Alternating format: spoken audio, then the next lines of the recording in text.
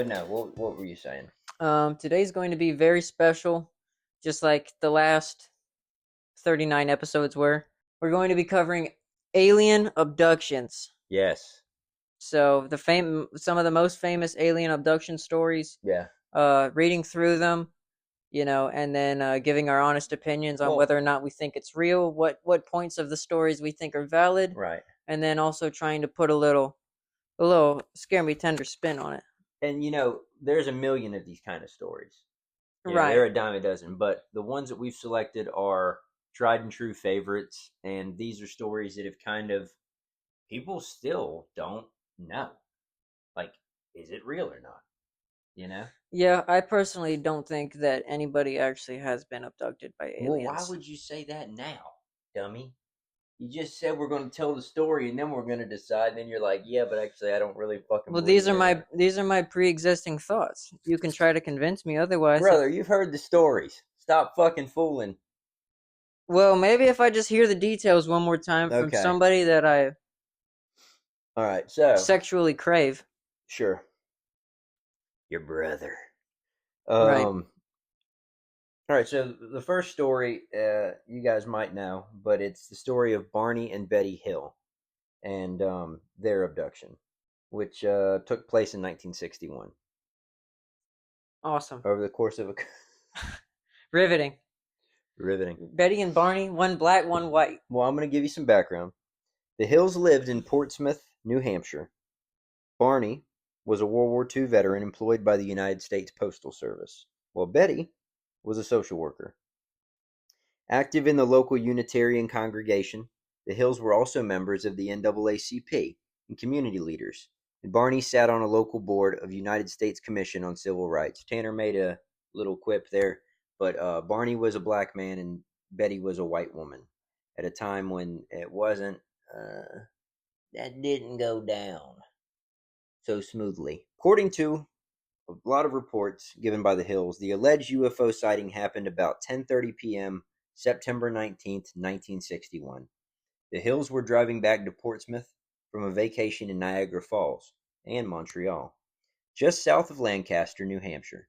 Betty claimed to observe a bright point of light in the sky that moved from below the moon and the planet Jupiter. Upward. He knew that Jupiter was up there. Maybe. I mean, he was a. It flew right under Jupiter, dude. So I saw it. It says he's a veteran. Doesn't say he's like Air Force or anything. So I don't know what his, understanding. Also, I don't know if he's the one that said, "Yo, it was under Jupiter." So Yeah. one of them had to have been the ones that said. They showed me stuff. the map to Zeta Reticuli. But at the same time, stories get passed and passed and passed, and small details emerge that weren't there before. So who knows? Yeah, you add supporting They details. might have just been like, "Yo, we got taken by a motherfucking alien." People were like, "It came from under the moon and Jupiter." He's like, "Yeah, I guess." It might have. So I wasn't there. while Barney navigated U.S. Route 3, Betty reasoned that she was observing a falling star, only it moved upward. Because it moved erratically and grew bigger and brighter, Betty urged Barney to stop the car for a closer look, as well as to walk their dog. That's insane. That's an insane The dog detail. was with them? Yeah, but that's an insane detail. It's like, holy shit, is that a... What is that? Let's walk the dog. Let's walk the dog. Yeah. But if she thought it was just a falling star at the time, I could see them being like, "Oh, look, let's get out. Let's check that out." I'm conducting this hypothesis, ignore the mini stroke I just had, hypothesis, where these two motherfuckers might as well be aliens the way they're acting. Right. I believe we should walk the dog like they're the fucking coneheads or something. Yeah. Anyway, because it moved erratically and grew bigger and brighter, Betty urged Barney to stop the car for a closer look, as well to walk the dog. I just read that. You want to know what the dog's name was? Buster? Delcy. Barney stopped at a scenic picnic area just south. Why is that included in the article? I don't know, but it is. So I thought I'd share it. Barney stopped at a scenic picnic area just south of Twin Mountain. Betty looked through binoculars, observed an odd-shaped craft flashing multicolored lights traveling across the face of the moon. Because her sister had several years earlier said she had seen a flying saucer, Betty thought it might be what she was observing. Through binoculars, Barney observed what he reasoned was a commercial airliner He's the voice of reason, obviously. Commercial airliner traveling toward Vermont on its way to Montreal. Look at that plane. It's going to say. It came from Jupiter. It came from. It's going to where we just came from. However, he soon changed his mind because without looking, as it had turned, the craft rapidly descended in his direction. This observation caused Barney to realize this object that was a plane was not a plane. Quote unquote. Okay. That plane ain't no plane. Nah, that plane ain't no plane. The Hills said they continued driving on the quiet. Brother. You want to tell me why you crossed the motherfucking picket line? I'm with the Daily Bongo. Now what y'all know? The Daily Bongo? Is that from Beverly Hills Cop or something? No, that's a Dave Chappelle thing.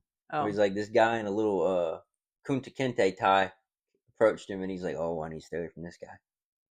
Yeah, the Daily Bongo is going to make a hit piece on you. He said when a black man asks another black man, when a black man calls another black man brother too much, you know something ain't right. They're trying to sell something. Something ain't right. Damn, I cannot talk. It's okay. It's a black Israelite tactic. You're gonna just be quiet for the rest of the story. For the rest of the episode, I just won't say anything. The Hill, you just sit there. The Hill said they continued driving on the quiet and isolated road, moving very slowly through Franconia Notch in order to observe the object. I guess that's an area. I don't know. Franconia Notch.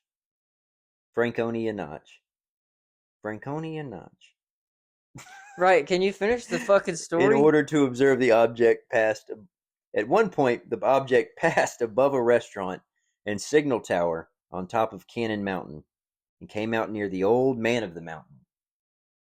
Betty testified that it was at least 1.5 times the length of the granite cliff profile, which was 40 feet long, and that it seemed to be rotating. Hold it in. Absorb it. The couple watched as the silent, illuminated craft moved erratically and bounced back and forth in the night sky. Crazy style. Hey, you might... Anyway. Bro, them aliens was bouncing on it crazy style, for real. From one point to the other. About 1 mile south of Indian Head, they said, the object rapidly descended toward their vehicle, causing Barney to stop in the middle of the highway. The huge, silent craft hovered about 80 to 100 feet above the Hills' 1957 Chevrolet Bel Air and filled the entire field of view in the windshield. It reminded Barney of a huge pancake. Carrying his pistol in his pocket, he stepped away from the vehicle and moved closer to the object. That looked like a flapjack, and you might as well call me Paul Bunyan. Using the binoculars, Barney claimed, I got balls like Babe, to have seen 8 to 11 humanoid figures who were peering out of the craft's windows. 8 to 11? 8 to 11 little motherfuckers just staring at you. Damn. In unison. That was a family reunion. In unison, all but one figure moved to what appeared to be a panel on the rear wall of the hallway that encircled the front portion of the craft. The one remaining figure continued to look at Barney and communicated a message telling him to stay where you are and keep looking. Barney had a recollection of observing the humanoid forms wearing glossy black uniforms and black caps. Red lights on what appeared to be bat wing fins began to telescope out of the sides of the craft, and a long structure descended from the bottom of the craft. Okay, like some stairs. Yeah. The silent craft approached to what Barney estimated was within 50 to 80 feet overhead and 300 feet away from him. Barney, fearing being captured by these creatures, ran back to the car terrified. As the Hills sped away, they heard a strange beeping sound, and they fell into a daze. When they awoke, they realized they were now just outside of Concord. On October 21st, 1961. 5 days later. No, like 2. Oh. Barney reported to National Investigations Committee on Aerial Phenomenon investigator Walter Webb that the beings were somehow not human. Bullshit. If aliens came down, No, there's more. what makes you think that the way that they get in and out of their spaceship that travels through space Oh, there's a lot is more gonna here. have fucking stairs on it? Hey, that's what he said. Like they wouldn't He have. didn't say stairs. He didn't. He said a structure. Maybe in your primitive Now, is it an mind, escalator? maybe your ape-brain fucking mind, you think must be stairs, but it Well, can't be when you stairs. think about That every, plane ain't no plane. and it looked like a pancake, and I was hungry. Damn I it, was hungry as hell. I was damn near pregnant over there. Boy, I was so hungry I had to eat my wife's pussy.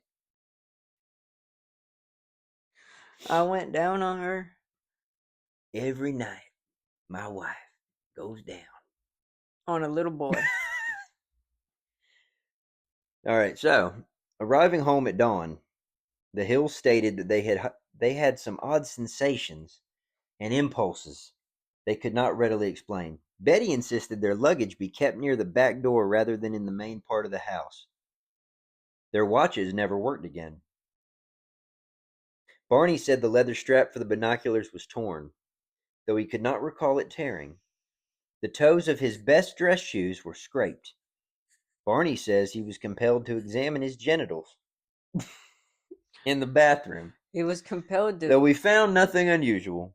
He was compelled to take his pointer finger and his thumb and wrap it around the base of his penis head and pull as hard as he could They took long showers until to it remove popped. possible contamination, and each drew a picture of what they had observed.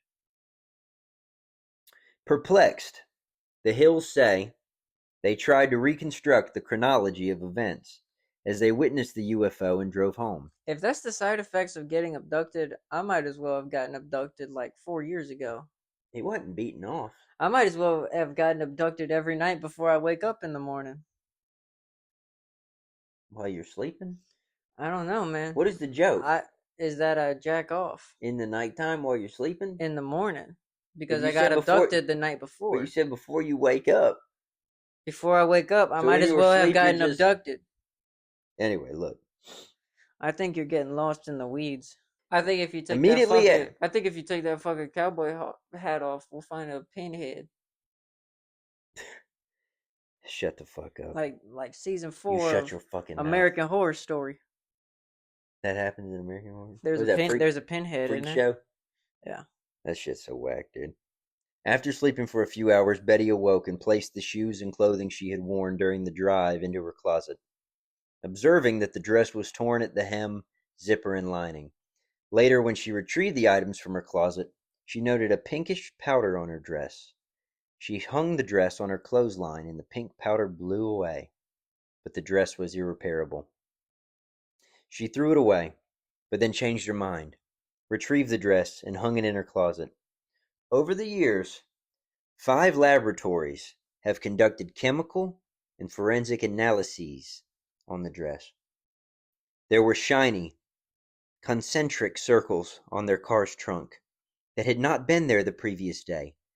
Betty and Barney experimented with a compass, noting that when they moved in it close to the spots, the needle would whirl rapidly. But when they moved it a few inches away from the shiny spots, it would drop down. Like their bodies got charged up. Like the spots, Like the craft had somehow released an electrical charge or the something. spots on the car's trunk were fucking with the magnetic flow. Mm. Walter N. Webb, a Boston astronomer, Astronomer? an NICAP member, met with the Hills on October 21st. In a 6-hour interview, the Hills related all they could remember of the UFO encounter. Barney stated that he had developed a mental block, and he suspected there were some portions of the event that he did not wish to remember. I don't want to remember it, and I ain't gonna remember it, he said. He described in detail all he could remember about the craft and the appearance of the somehow not human figures aboard it. He said, I don't remember nothing and I don't want to remember nothing. Hell and then yeah. he testified numerous times retelling the same fucking He didn't story. actually say that. That's just what he thinks. He's like, I think my mind doesn't want me to remember, so I don't remember. Webb stated that they were telling the truth, and the incident probably occurred exactly as reported, except for some minor uncertainties and technicalities that must be tolerated in any such observations. It must be tolerated. These are the words of two people abducted by aliens. It must be tolerated. That's what I imagine. That makes no fucking sense. That's what I imagine Walter and Webb to act like. My Yeah. constituents, you must tolerate what they are saying. Benoit Blanc. Now these boys are just like y'all boys now. Hey, now this is a man and a woman just like you and your Hey, wife. I'm out in the field like y'all boys, alright? Webb stated they were telling the truth. They said there's some small inconsistencies, probably size of object, little things, doesn't fucking matter. But they're telling the truth. Let's get into Betty's dreams. I don't know. 10 days after the alleged UFO encounter, Betty began having a series of vivid dreams, which continued for 5 consecutive nights. She stated she experienced them with a degree of detail and intensity that she had never had before. After the 5th night, they stopped and never recurred, though they occupied her thoughts during the day. When she mentioned them to Barney, he was sympathetic, but not too concerned, and the matter was dropped. I don't give a fuck, bitch. Betty did not mention them to Barney again. In November, Betty began writing down the details of her dreams. In one dream, she and Barney encountered a roadblock and men who surrounded her car. She lost consciousness but struggled to regain it. Then she realized she was being forced by 2 small men to walk into a forest at night, and of seeing Barney walking behind her. Though when she called to him, he seemed to be in a trance or sleepwalking. The men stood about 5 feet to 5 feet 4 inches tall. That's about you, isn't it? Yeah. More matching. Well, I'm like 4'9", so 4'9", size 20 feet. yeah. Troll toes. Hair all over. The men stood about 5 feet to 5 feet 4 inches tall and wore matching blue uniforms, with caps similar to those worn by military cadets. They appeared nearly human, with black hair, dark eyes, prominent noses, and bluish lips. What does that sound like to you? Their skin was a gray. They had blue. Them boys had blue gums and blue. You can't say that. Why can't I say blue gums? Blue is a racist term. It's like saying We've coon. said so many racist terms. Well, whatever. Their skin was a grayish color. She and Barney were taken to their car, where the leader suggested... We're talking about aliens, dude, not African Americans. I wasn't talking about either. I just said that the aliens had blue gums. Hey, brother, I ain't saying nothing. I'm just saying that these aliens ain't different from y'all boys. Hey, you the one, not me. Hey, you the one, not me. I'm an ally. You're an ally to the... Or are you an enemy? She and Barney were taken to their car, where the leader suggested that they wait to watch the craft's departure. They did so, and then resumed their drive home. The Hills went back to their regular lives. They're willing to discuss the alleged UFO encounter with friends, family, and the occasional UFO researcher, but the Hills apparently made no effort to seek publicity. In 1965, a front page story in the Boston Traveler called UFO Chiller. Did they seize couple? ? Reporter John H. Luttrell of the Traveler had allegedly been given an audio tape recording of the lecture the Hills had made in Quincy Center in late 1963. Luttrell learned that the Hills had undergone hypnosis with Simon. He also obtained notes from confidential interviews the Hills had given. Okay, so basically, look, I can get off of this. After their initial meeting with Walter Webb and talking to the police department and all that shit, they did this hypnosis session with this Simon fucker. And while they were under hypnosis, Betty and Barney both revealed more details that they had not previously under hypnosis. After that went down, they continued to they tried to stay out of the public eye. But of course, people were fucking UFO crazy at the time. Like, mania had taken off. I think they were just convinced through hypnosis to provide supporting details. It's possible. Not that they were actually true. Possible. What I'm saying is people were obsessed. And so this guy for the Traveler, he wrote an article. And that's really what put the entire story on the fucking map. Yeah. Bunch of horse shit. Yeah. And sadly, they're both dead now. Fun fact: Barney is the grandfather of some UFC fighter woman. Yeah. I think. You think it's all bullshit? I think Dr. Rogan. I think Dr. Rogan had mentioned something about it. Dr. He said that he Rogan. knew somebody from UFC and that they were neighbors to Betty and Barney Hill. Well, what are their grandkids?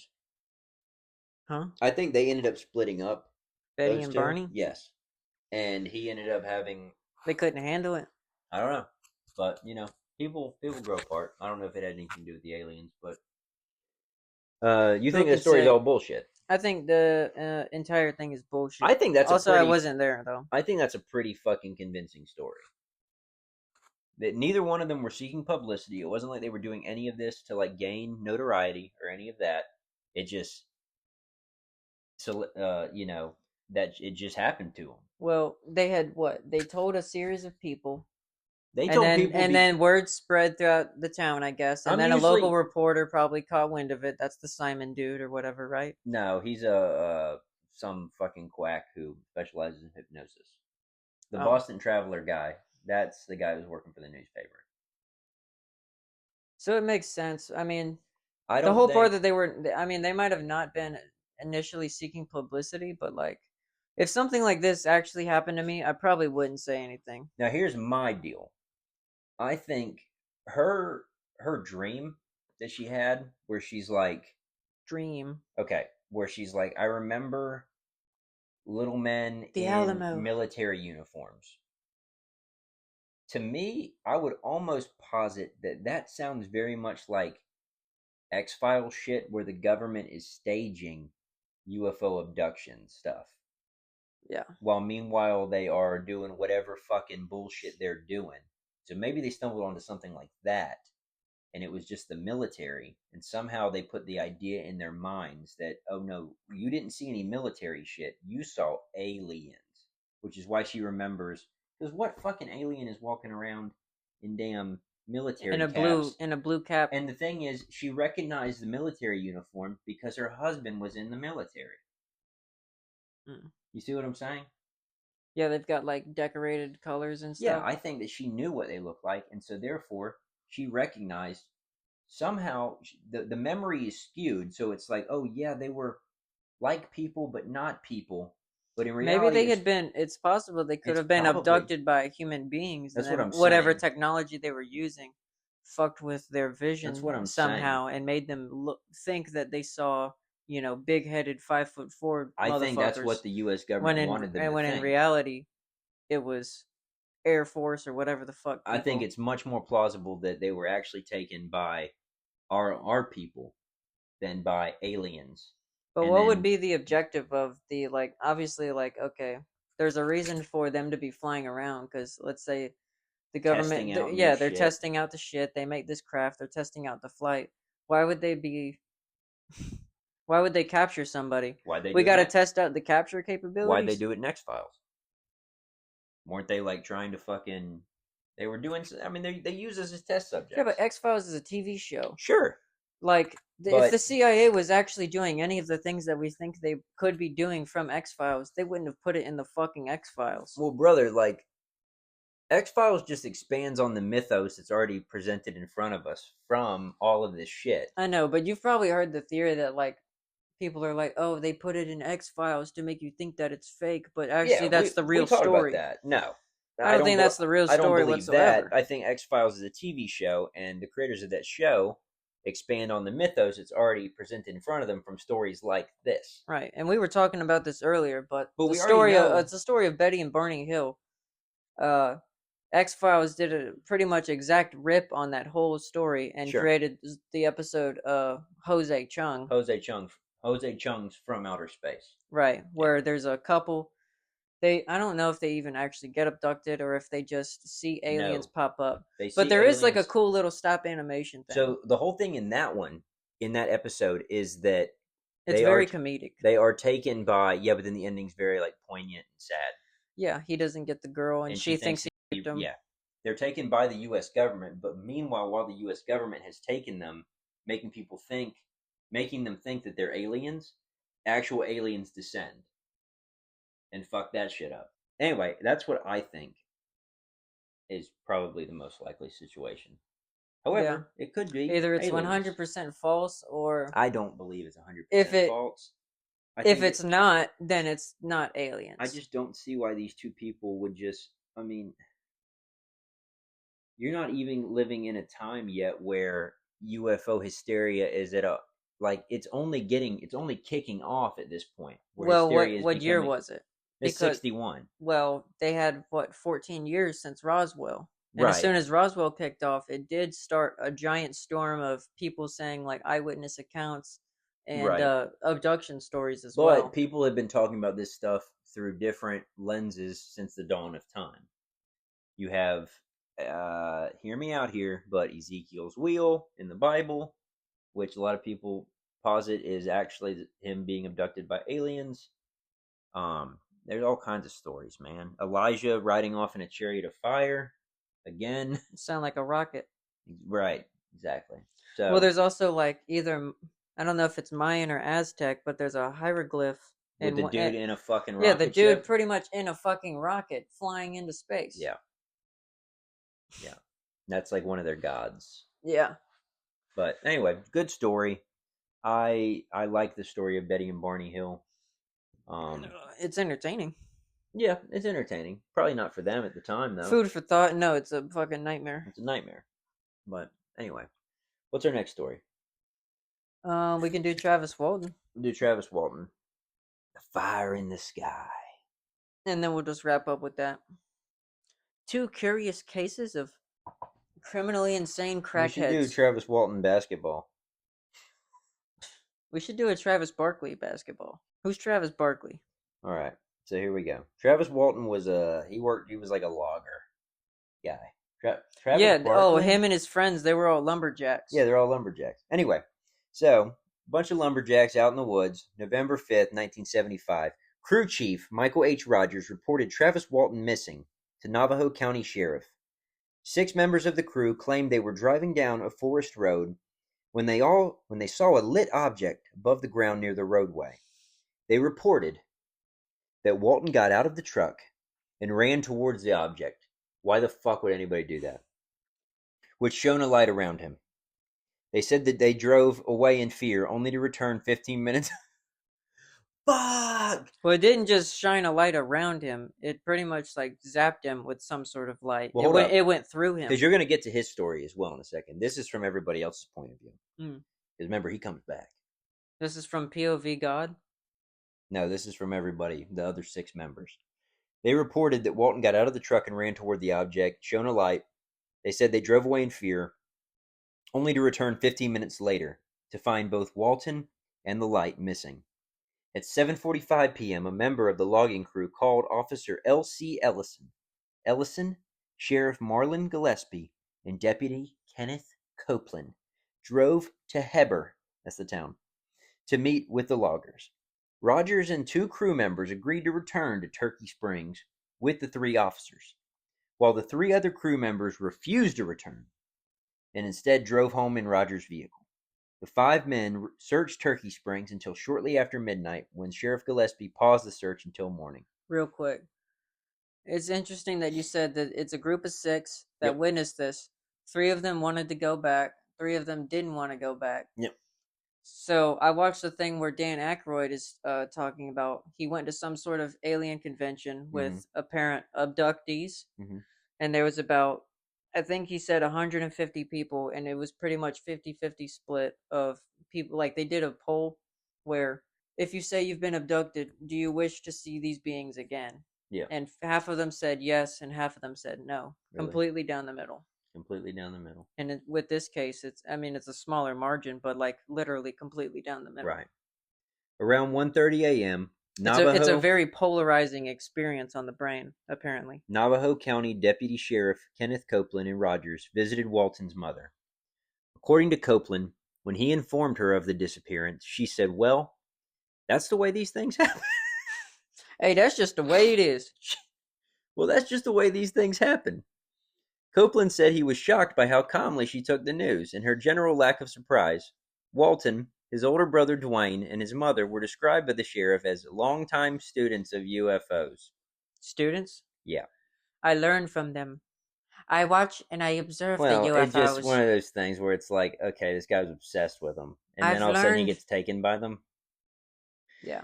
Anyway, I think I have a totally different outlook on this one than I do the Betty and Barney. Well, they do say that... because Betty and Barney were not UFO fucking enthusiasts. No, they did take a weird-ass honeymoon. Who's to say that Betty and Barney aren't, like... They went to Niagara Falls. Their whole story could be a plant. They went to Niagara Falls. That's not a fucking weird honeymoon. People do it all the time. Walton and... Shut the fuck. Were they actually going to Niagara Falls? Yeah, they were in Niagara Falls and they're traveling home. Did you not listen to the story? I thought I heard it like earlier today that they weren't necessarily going to Niagara Falls, but just like some area in the woods. But that does make more sense.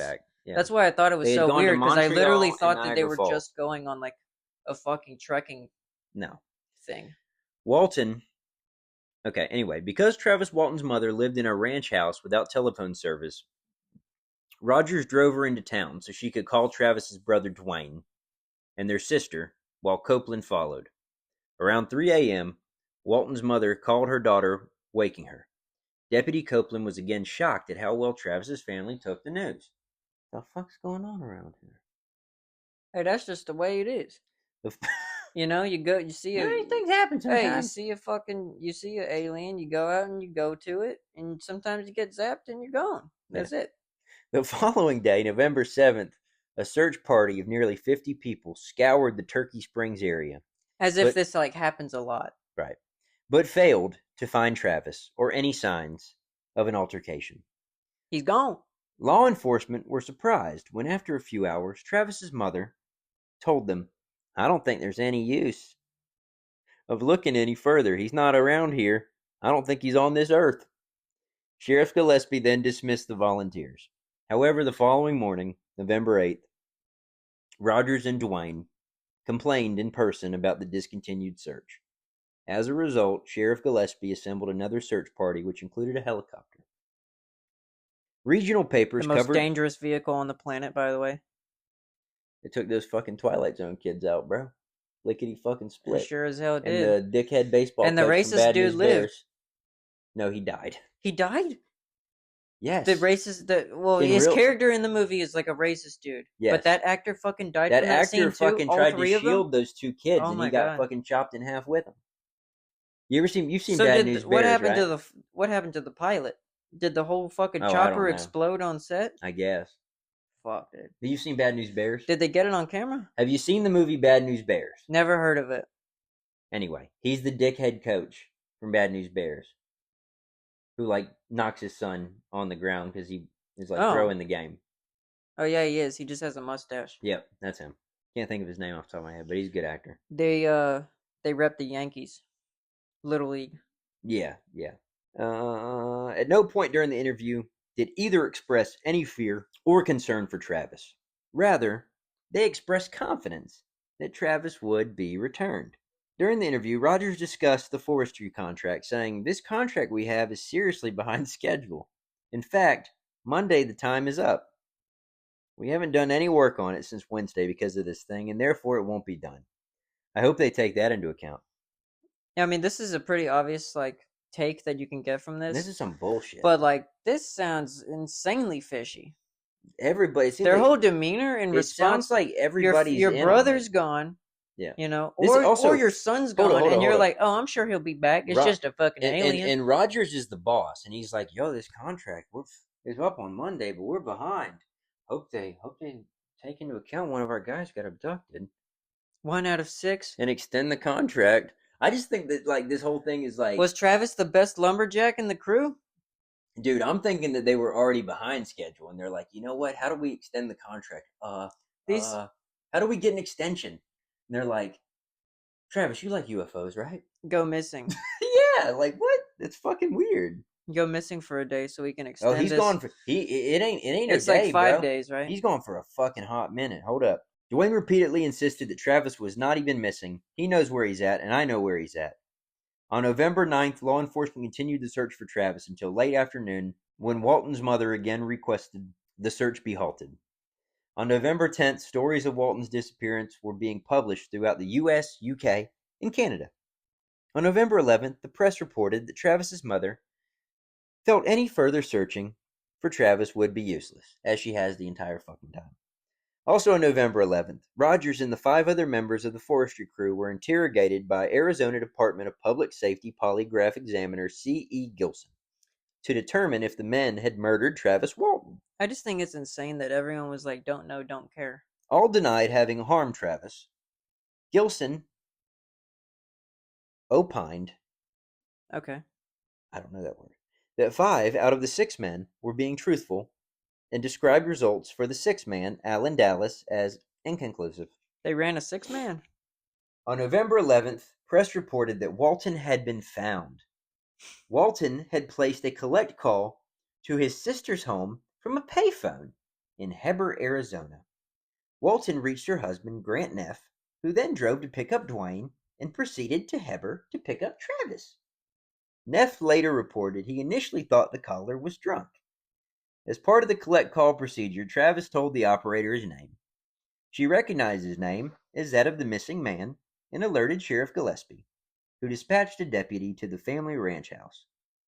Deputy Glenn Flake arrived at 2 a.m., where he witnessed Dwayne Walton transferring fuel from one car to another after having forgotten to purchase gas before local gas stations closed. Flake did not reveal that they knew Travis had returned home. And was Dwayne, he siphoning gas? I think it was his own car. It was like 2 cars.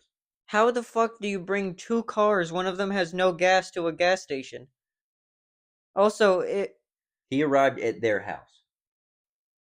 The sheriff arrived at there. Are you not listening to the story? I think I'm just like, I have too many pictures in my head. Yes. I think I'm getting beamed up, dude. I literally just said that the deputy went to the family's house.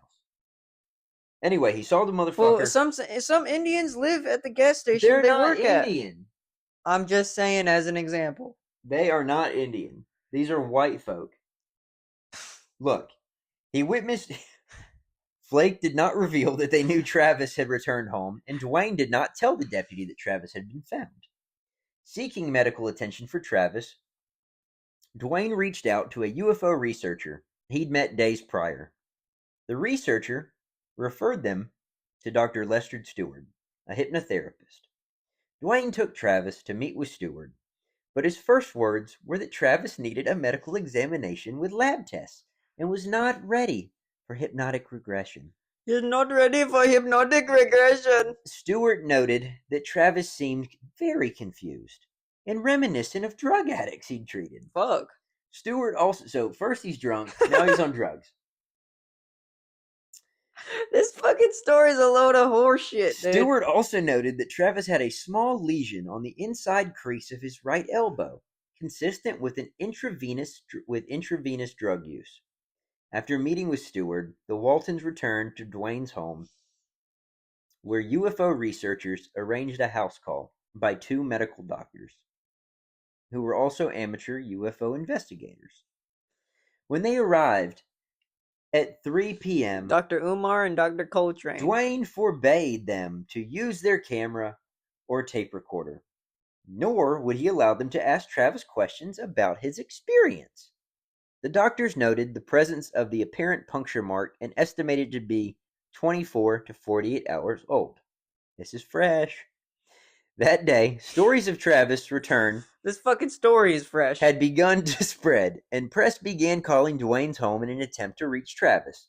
Dwayne finally informed law enforcement of Travis's return, calling Sheriff Gillespie, who insisted on seeing Travis immediately. The sheriff drove the 4 hours into Glendale and arrived at 11 p.m. Dwayne and Travis demanded that Sheriff Gillespie not record the interview. After a local UFO group facilitated the connection, Dwayne and Travis moved into a suite at the Sheraton Inn in Scottsdale. The costs were covered by the National Enquirer in exchange for exclusive access to Walton and his story. On November 14th, Travis skipped a polygraph interview with police, but that night, in the presence of Enquirer reporters, a doctor associated with a UFO group A doctor associated with a UFO group. First off, if I go to a hospital and my doctor, first thing he says is... I associate with a local UFO group. I associate with the local UFO group. Yeah. Is I'm probably going to start crying because I know I don't have much longer. This guy's crazy as fuck. He's crazy like me, bro. The following day... That's me. Yeah. Is that supposed to be... Yo, he crazy like me, gang. Yeah. Well, I always think in a black voice. Do you? Or in a white-black voice. Anyway, the following day, November 15th, Travis was interviewed by Jack McCarthy. That's what my world is narrated as. A freelance polygraph examiner, arranged by a UFO group and the Inquirer. McCarthy concluded that Travis was engaged in a gross deception and had even been intentionally holding his breath in an attempt to beat the machine. Oh, wow. On November 22nd, Travis appeared on Phoenix television station KOOL. Wouldn't that make your heartbeat, go up, though? Where he was, I don't know. Because it's having to strain? Why don't you try it right now? I'm going to try it for the next 5 minutes. Okay. Where he was interviewed about the incident. Travis claimed that he had lost consciousness when struck by a beam of light and that he awoke in a hospital-like room, being observed by 3 short, bald creatures. He says he fought with them until a human wearing a helmet led Walton to another room where he blacked out as 3 other humans put a clear plastic mask over his face. Walton has said that he remembers nothing else until he found himself walking along a highway 5 days later, with the flying saucer departing above him. Almost passed out. Yeah. So, his story is that he was taken aboard this ship, they ran a bunch of tests, and then boom! The creatures walk away. And then a man in a, doesn't say what kind of helmet, a man in a bike helmet runs up and gets him the fuck out of there. I just imagine the perfectly round top. I'm thinking like a Devo. Or maybe like a fast one where it's got the small holes on it. I'm thinking like a Devo helmet. Like a racing one. Where it's no, I'm thinking and then pointed in the back. I'm thinking like this. Hold up. Like Devo. That's what I'm picturing. He's like a little motherfucker. Not even a little. Like an alien wearing a motorcycle helmet? No. That'd be pretty badass. One of these motherfuckers just runs up and saves him. We gotta get you the fuck out of here, dude. That's some shit, bro. That looks like it would be in the Fifth Element. We gotta get you out of here, bro. Those are the boys. What is that? Is that... Hold on, don't tell me. Oingo Boingo. No, that's Devo. Oh, Devo. Yeah. Is Devo's the band? Yeah, they do. Oh, I'm a fucking moron. What? I thought that was an Oingo Boingo thing. What song do they do? Their big one. Whip It. I don't know. Traffic Cone? Now whip it into shape. Shake it up. Get straight. It's not too late to whip it. Whip it good. Anyway. So wait, it gets better. So after the helmet man saves him. Whip it real good. After the helmet man saves him, 3 other motherfuckers pop up, humans, and they put a plastic bag over his fucking head. Then he blacks out, and the next thing you know, he's walking down the highway. He just wakes up walking down the highway. Not laying down. He wakes up just walking. Wow. I mean, he wakes up, he's already walking? Yeah, he said he woke up walking. The devil made me do it. He said he woke up walking. That's a devil made me do it situation. Yeah. Is that what happens in that one? Yeah, he wakes up and he's butt naked. The first 2 Conjuring movies are good. After that, I can't fuck with that shit. I wouldn't call any of them... I would call them good. I wouldn't call them great. 1 and 2 are good. Well, those are good movies. I just like Darth Maul in it. He's not in those. Those are Insidious. I was thinking of Insidious, but I was also thinking of the dude that plays Darth Maul? Mr. Warren, whatever his name is. Mr. Warren? I can't fucking remember. Ed Warren. Oh yeah, he's in that. Well, I call him Mr. because, we know him. He's my superior, so. Right. Ed and Lorraine. It's a sign of respect. The Warrens. The Warrens are having dinner with us tonight. Con artists. William. The Warrens are coming over tonight. Are we a married couple? Yeah. I like this scenario. It's a good one. But yeah, that story is just ludicrous. There's so many fucking loopholes. Or not loopholes, but fucking plot holes. And it just, to me, here's the run. Too many coincidences. So he always stuck to his story, right? Travis Walton. Couple different times though, this guy's been on nationally televised. Yeah, and he took a polygraph and he failed. And he failed that shit. But whenever he took it for the report, Police, the report, he passed it. Yep. But they said that it's possible he was being deceptive and trying to fucking Yeah, but I don't know fake if out the holding your polygraph. breath is actually a tactic like that. If that's the case, then like any fucking bumfuck on Here's the the thing, street we could also like know pass a polygraph. we also know in this day and age, polygraphs are not admissible in court because they're not a true showing that No, you're it's lying or not not. a. It's not a catch-all. No. It's a good indicator to show that you are stressed out in this If situation. anyone's taking a fucking like yes or no like Polygraph, yeah, I'd probably a be stressed polygraph. out too. Did you kill your wife? Even if I didn't, and you're asking me, I'm Well, probably gonna if I did, I'm definitely gonna be nervous. Yeah, but if I didn't, I'm gonna be fucking scared too, bro. I'm getting accused of murdering my wife. That's some serious fucking shit, dude. Well, you Anyway, could just treat it like the Walton family and just say don't know, don't care. hey man, sometimes Hey, things happen, sometimes your wife goes missing with a baseball bat, bruh. like sized dent in her Listen, head. we in this house we like aliens. We fuck with them. I know where he is and I know when he is. That's pretty much what they said. that sounds like what Dwayne said, the brother. Fucking dude, this is silly. You know what strikes me That's as my odd favorite is story, though. what strikes me Just as because odd. there's so much media around it. There's the fucking fire in the sky. There's the book. The movie, image for the book is awesome. That movie is scary.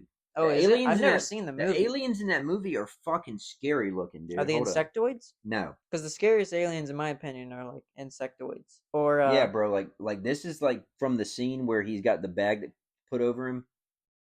Yeah, I've never seen that movie, but that is a scary looking imagery. Where's the alien? It's like what's that movie that came out recently with the wax dude? I don't know. There's some movie that came out recently, and in the trailer, there's like a scary dude that gives a jump scare, and he's got like wax melted on top of his head. Yeah, those things are freaky. I don't like him. Now, I've heard, I can't remember the name of the person, but I did hear that in one of these abduction stories, they said that they saw not Travis and not Betty and Barney. I can't remember the names of the people that saw this, but if you know the names, if you recognize the story I'm about to say, and then you can put the name, fucking comment below. Also, like quick intermission. If you have any thoughts about any of this shit, what you think about aliens, even your personal experiences, leave a comment below. Yeah, we love all interaction, and we would love or message us on Instagram or something. We just me and Will would really love to just establish some sort of community around the paranormal. Yeah, and we won't judge you. No matter how fucking crazy your story might seem, we might think you're a nutcase. I got crazier stories, but we'll never blast you on here. Call you crazy. We don't. Listen, I might make fun of Travis Walton, but I'm not gonna make fun of Travis Barkley or anybody that leaves a comment. There is no. I mean, there is a Travis Barkley out there. Well, there's a Charles Barkley. Sorry. Yeah, there's a Charles Barkley. And there's a Travis Barker. Okay. Well. But I'm sure out there somewhere is a Travis Barkley. There's probably a Travis Barkley somewhere. Yeah. Either way, the story, they said when they were abducted, somehow they had, a little amount of consciousness, and they saw, one of the famous aliens that we've heard of, which is like, the tall whites, pretty much, where they're like whites. Blonde, and the Nords. Yeah. And they also said that they saw grays on the same vessel as well, like as if they didn't explain like what the relationship was, but my theory from that is that, let's say if all of that is true, it's in that scenario, it seems like whatever Nord aliens are creating like biological androids, and those are the grays. The grays are the workers. They have to be. Turn your mic this way. It's on. Mine's not.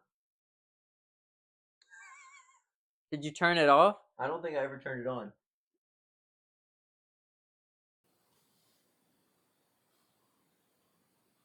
Oh, well, Siri just stopped the fucking thing.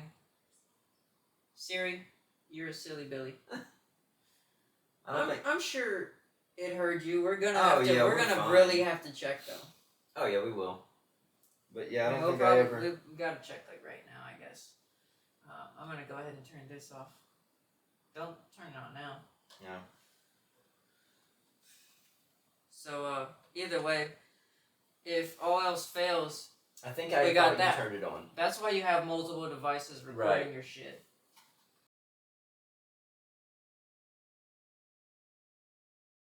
mics. Maybe it did die. Either way, it got a lot of it. So while that's running, in the edit, it's gonna swap from the audios. Sorry about that, listeners. Yep. But it's not the end of the world. If you're here, you're here. Love it or hate it, the Ghoul Boys are gonna keep the show going. We are gonna wrap it up though. Yeah. So closing thoughts. Those are two really good stories. Right. I say yes to Barney and Betty. What do you say? Thumbs up, thumbs down. You believe it or not? I'm gonna stay neutral for Barney and Betty. Okay. Travis Walton. Travis Walton is a